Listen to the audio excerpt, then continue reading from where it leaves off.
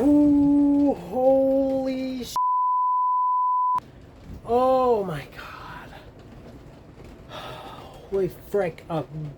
I'm shaking. I'm like literally shaking. I don't even know if this camera is shaking right now. A tornado just came through this campground.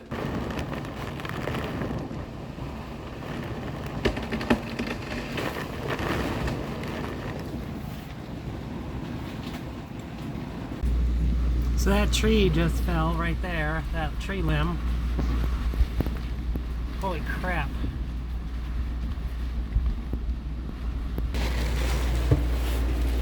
Hey guys, quick little update here. Sorry if it seems dark, the power's out. We just had it had to be a tornado. No doubt whatsoever. A tornado just came through the Blue Ridge Lodge and RV park. I went through Hurricane Irma in this camper, and I was about as scared as I was during Hurricane Irma. It came up with us to us. We knew it was going to rain, but it came up, the leading edge of the storm came up, and the wind went from 0 to 100 in less than 3 seconds. I leashed up the dogs, grabbed the keys, my wallet. I was going to run out to the truck. I didn't know what else to do, but the wind was so intense that I couldn't do it. So I stood here in front of the door with the dog's leashes grasped in my hand, and just waited and hoped. Let me show you the damage that was done to the camper. I'm trying to conserve my battery. I only have one battery. I'm not like you cool lithium people. So this got ripped. This is the bathroom vent fan. Got ripped open. You can see it just got basically ripped off. So I had to run out there and close it real quick. I'm gonna have to tape it up because it's not closed. It's actually broken right there, and back in this corner it's broken. But that's not the worst of it. I went outside after it stopped just to see. I was actually I was opening the doors because it's really hot in here, and I happened to look across the street, and you see that, right? So I said, oh no, that's power's out. So I came out. Now, living in Florida, after hurricanes, they always tell us to be careful, and you never want to go near downed power lines. So, let me show you. It is still a little windy, I apologize. That's a tree. And there is the transformer for the campground. And you can see all the debris that went through. They have like a little pavilion here. It knocked over the grill and whatever that thing is there. But that's not the worst of it. Let me take you over here. It scared the crap out of me, let me just tell you. So this is the main road coming in and out of this campground. That is a huge tree laying across the middle of the street with all of the downed power lines. I actually think there's more damage, but I can't get down there. Oh yeah.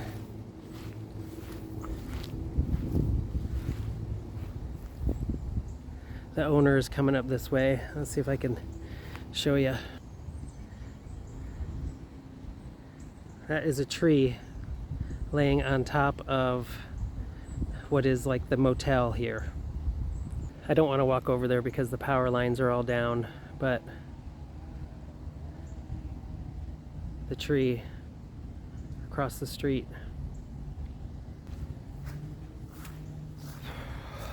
Crazy. Here's the other problem. Today's Sunday. I have to work tomorrow. There's no power. And we can't get out because the power lines are across the road, and I'm not driving across power lines. I'm not doing it.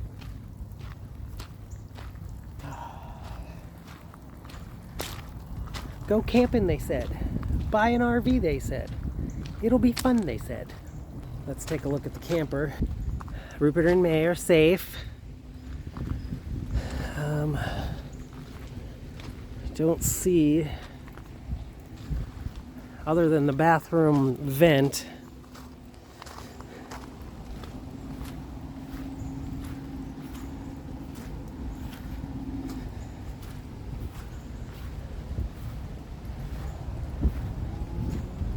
I don't see any.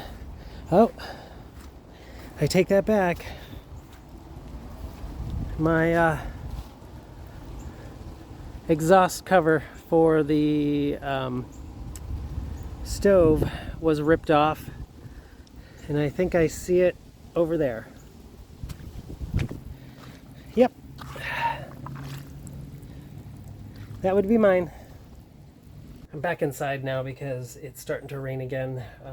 I just spoke to the manager of the park. I thought he was the owner, but no, he's the manager. They've got 4 large oak trees down and at least 4 power poles around the property that are down. There's one huge oak tree laying on top. This place is a RV park, but it also has like little motel, like cottages, if you will. And there's a tree laying on top of that building. He doesn't believe that we're going to have power here for days. Today's Sunday. I have to work tomorrow, but we can't get out. There's power lines, because I could go to my friend's cabin in Blairsville, but the roads are blocked. There's trees down all along this little road leading to the campground. The manager did say that he called 911. Nobody has shown up yet, but from people that he's talked to that live in the area, I guess there's another area that got hit a lot harder, and that might be their priority. I don't know. I know this place is really close to the Blue Ridge Dam, I think is what it's called. It's actually like right down the street. I'm hoping this is kind of a priority as well. So I don't know if this is some sort of divine universal sign that says I should not be RVing, because this is now the second natural disaster that I have gone through.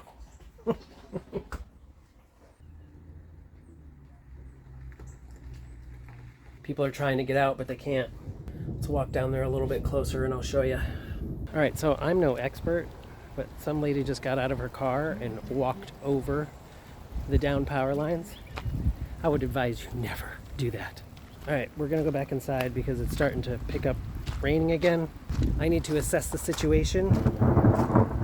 Whew.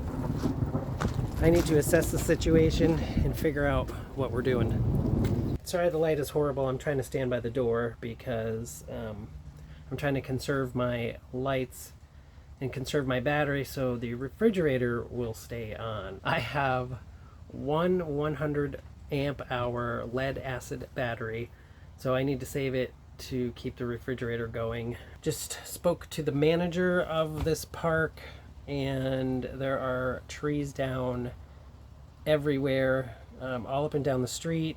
Apparently a couple little ways up got hit pretty hard. Don't know if it was actually a tornado or not, but I'm gonna say that was a tornado, because if that wasn't, then I don't want to know what a tornado actually is. That brought me right back to Hurricane Irma when I was in South Florida and we had like 80-mile-an-hour winds in the KOA that I stayed at to ride out Hurricane Irma. Also, according to the manager, it could be days before the power is restored. So I'm gonna stay here tonight. Think I'm okay, plus can't get out with all the trees down and power lines down. I already told my team at work and my manager that what's going on, so I'm gonna miss another day tomorrow, and then if it's still out or if it looks like it's gonna be, you know, another day or so, I'll go to my friend's house or cabin and stay there for a day or two, and I'll be able to work from there. If it's going to be longer than that, I may need to cut this trip short and head back to the dog pound. aka the house. It's raining a little bit more. Let me grab an umbrella and let's see if we can get a little closer to the damage. So there was power lines right there. Sorry, it's windy.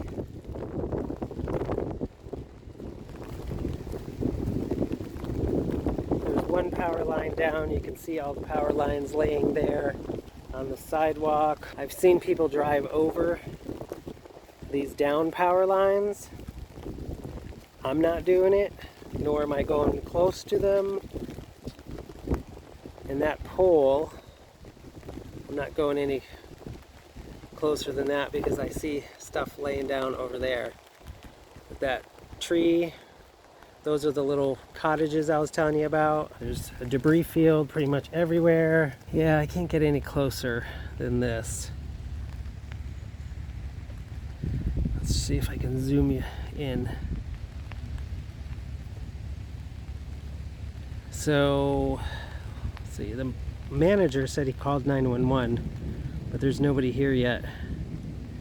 And then I think you guys can see that tree laying on top. That's the other side of the little rooms there.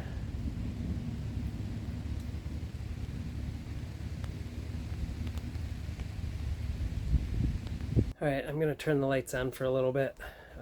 Let's check the battery and see. It says it's full. You know, in all honesty, I didn't know what to do. I honestly did not know what to do in a situation like that. So all you veterans out there that have gone through this or have lived full-time or RV life for a long time, drop me a comment below. What are you supposed to do? Like, what kind of plans are you supposed to have kind of in the back of your head at all times so that when something like this happens, you can just, you know, get to this particular campground. It has no amenities. There's no, I know, sorry, I'm a little razzled still. Let's get some more wine. How about that? Let me do that. I'll be right back. Much better. What I was saying, drop me a comment below. What kind of plans are you guys supposed to have in place?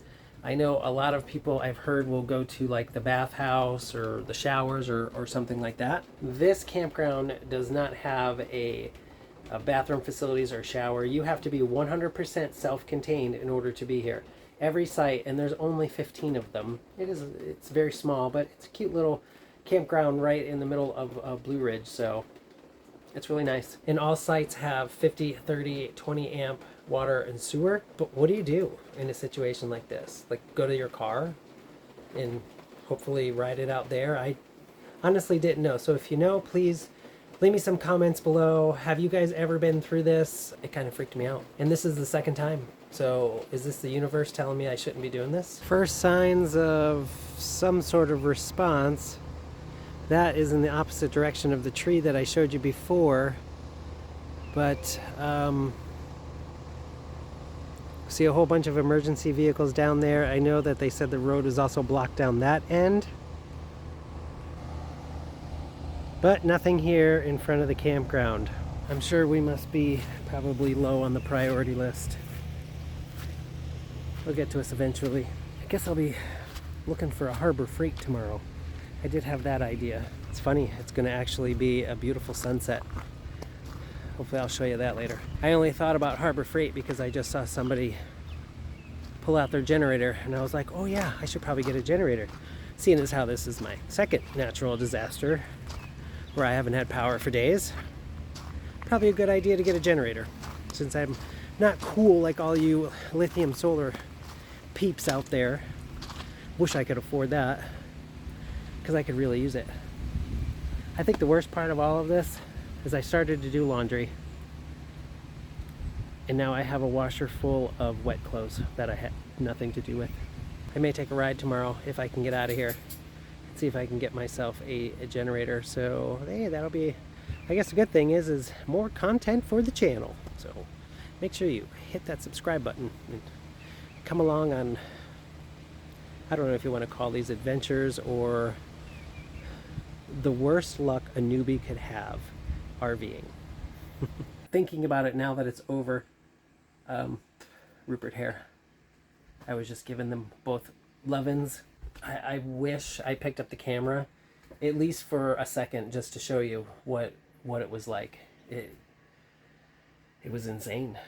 I don't know how else to put it. You know, once again, I'm going to say this. Grand Design, thank you for building such an amazing rig. Second natural disaster, and we made it through. All right, we made it up to the roof. This is the bathroom vent. I taped it shut. It was broken here too. It was broken here, and then I taped it so that you can't open it.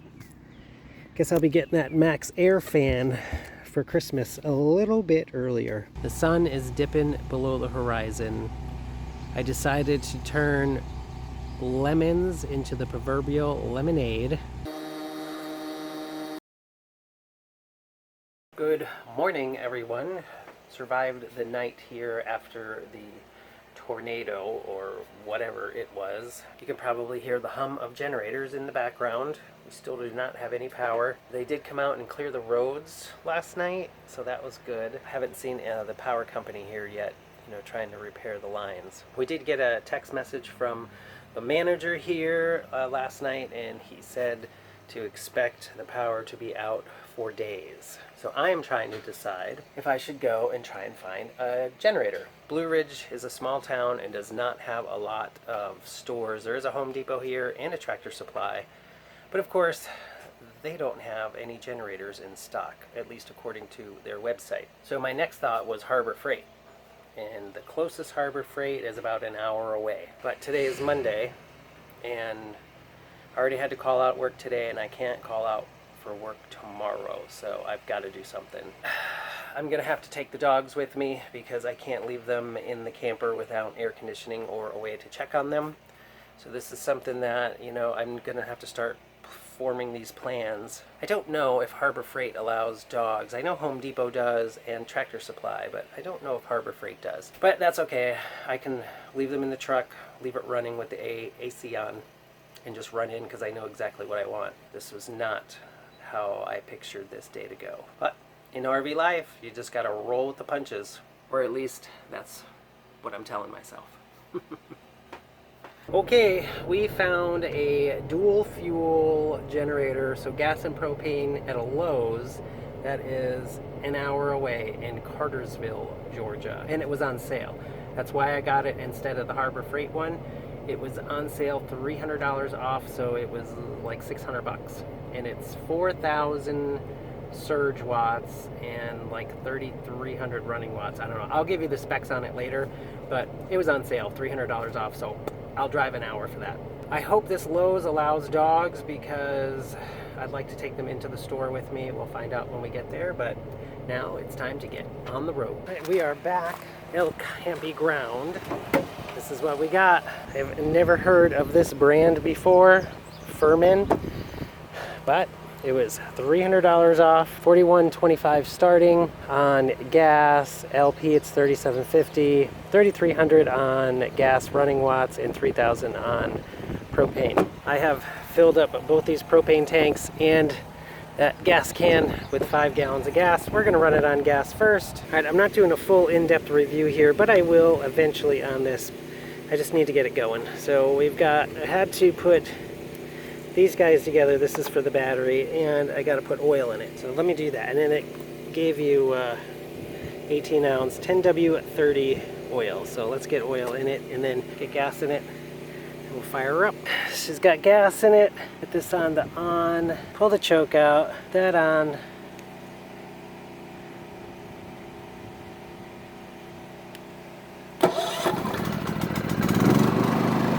Wow. It's really, really quiet. I think we have to wait for this thing to turn green. There it goes. That's eco mode. Alright, I'm going to plug in the camper. Here goes nothing. Look at it, it's got a 30 amp RV plug. Here goes nothing.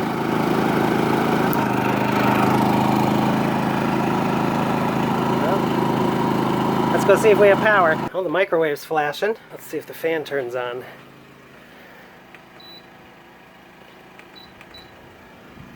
Ha! We have power! The internet is booting up. Let's see if the air turns on. There we go. Air conditioning is on. I never thought I would be so happy. Dogs have calmed down. I got the fan going and I got my washing machine going again. Let me take you out real quick. You can see the generator. It's doing very well. There it is. I have it on eco mode right now. So it's going between 123 and 122 volts. It's not that loud either. I'll do a full review on it some other time. Not today. I gotta recover from all of this nonsense. So there you go. What you do during a weather emergency while you're camping and you don't have power for days. Number one, probably want to get a generator now and not do what I did where you had to wait until you absolutely needed it. So maybe if you start checking out sales, Harbor Freight, whatever it is that you're looking for, and then grab one when it's on sale. I was lucky this one was on sale at Lowe's. I did have to drive over an hour each way to get it, but it was $300 off. So the price of it works out to about the same price as the Predator 3000 or Predator 3500, I think is what it is, at Harbor Freight, and this one is dual fuel. Anyway, I think that is going to do it for this video. Next one out, we'll continue the journey. It'll either be the trip from Tampa up to Red Top or the tour of Red Top. I don't remember where I'm at right now in the video series, so it'll be one of those. Again, if you like this video or found it helpful, entertaining, or just downright scary, go ahead and boop that like button. Hit that subscribe button so you don't miss out on the next natural disaster that comes our way. Hopefully we'll have some actual real adventures. And until the next video, stay safe. I'll see you next time.